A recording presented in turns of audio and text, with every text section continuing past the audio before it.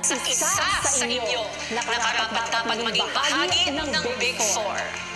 At sa puntong ito, housemates, bubunutin ko na ang susunod at huling boto.